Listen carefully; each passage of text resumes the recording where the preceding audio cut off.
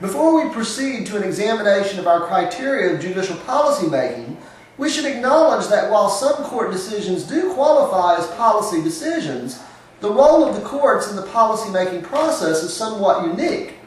This is most obvious in the agenda-setting stage of the policy-making process.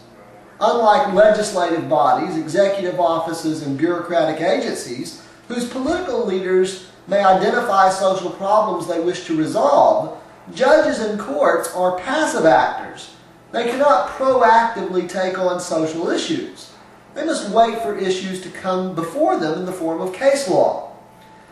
However, appellate courts, most notably the Supreme Court of the United States, do have discretion to determine which issues they will address by selectively choosing cases to review in the appeals process. Here we note the difference between the original and appellate jurisdictions of the United States Supreme Court. Most simply stated, a court of original jurisdiction is the first court to hear a case and therefore serves as a trial court. As such, the court of original jurisdiction addresses questions of fact and attempts to reconcile the facts with the existing law. The United States Supreme Court exercises original jurisdiction in all cases affecting ambassadors, other public ministers, and consuls, and in cases in which a state is a party. The original jurisdiction of the Supreme Court is set by the United States Constitution.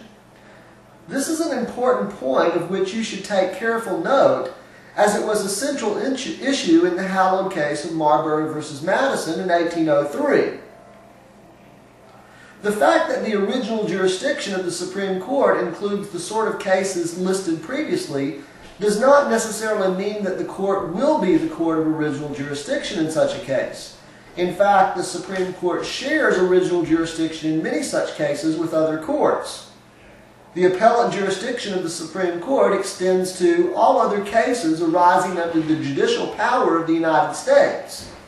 This is a very broad scope of cases, and as a practical matter, that the Supreme Court may hear virtually any case on appeal, whether it originates in federal or state courts.